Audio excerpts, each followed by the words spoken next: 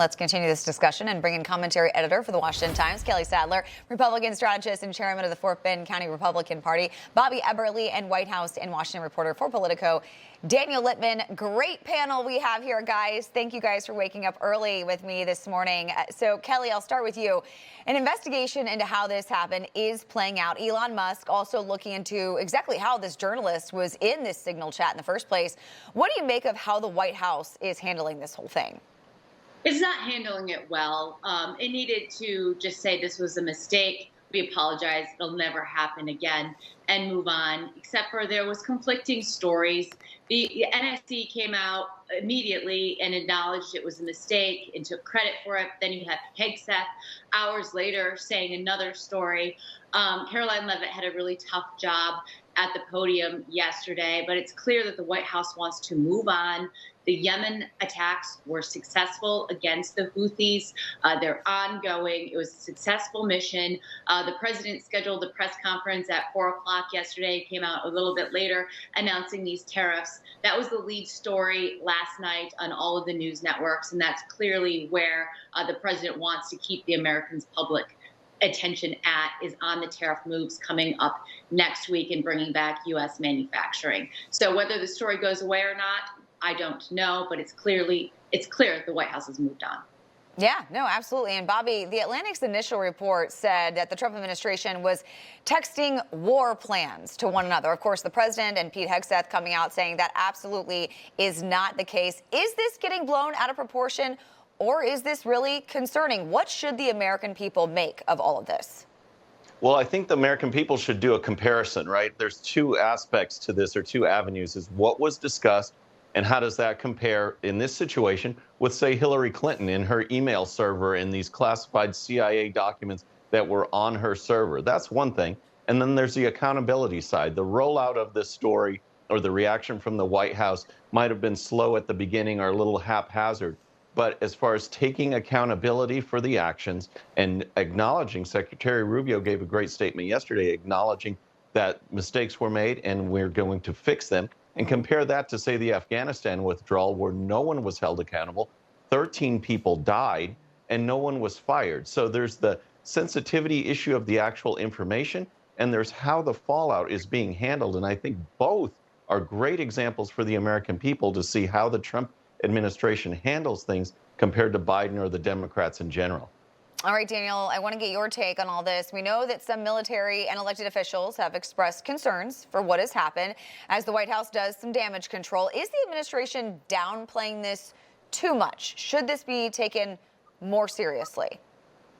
Well, there is probably going to be no investigation into this sharing of highly sensitive information. Whereas if you had a Air Force pilot who had tweeted out these types of plans of, oh, this is when the jets are taking off, this is when the bombs are going to launch, that person would be sent to prison and be charged with many crimes. And so I think just because it's a senior official, maybe they get more leeway, but this is not a good look for the administration when they promise to bring back confidence to Washington. And you've had all the shifting narratives of, oh, Mike Waltz, it's a lower level staffer, President Trump says one day, and then the next day he says, oh, actually, I thought it was Mike Waltz the entire time.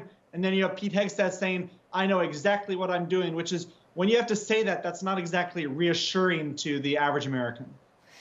All right, I want to pivot to Kristi Noem's visit to El Salvador and the ultimate power move of standing in front of the TDA gang members behind bars. Kelly, what message do you think she's sending with her Central American visit here? It's one of deterrence. Don't cross into our country illegally and commit crimes, or this is where you will be headed. It was also one of defiance. Right now, the administration is battling the courts on this ruling to deport illegal criminals to El Salvador.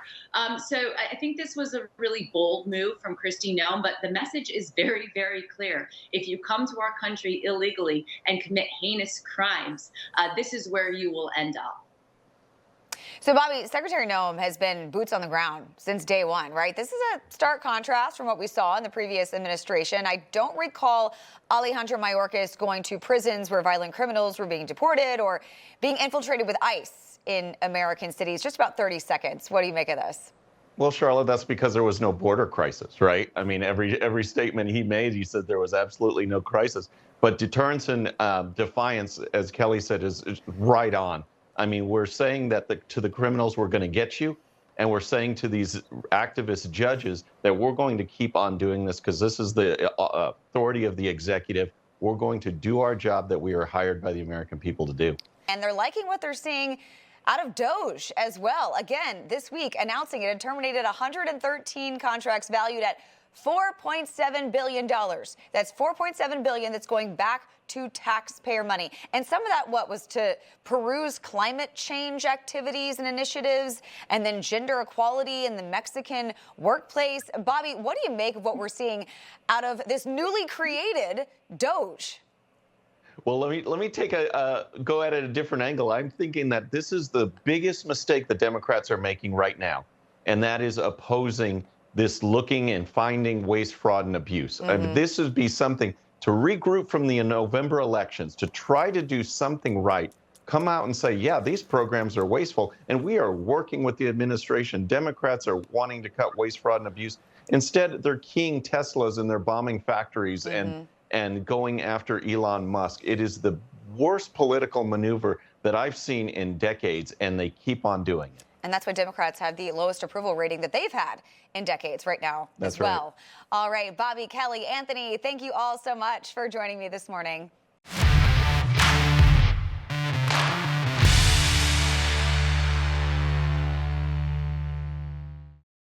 All right, friends, thanks again for tuning in. I really appreciate it. And before you go, please hit that subscribe button above. Once you do, tell your friends, share it, spread the word about the 13-minute news hour so we can keep growing. And for more great content, check out these videos right here, and I'll see you next time.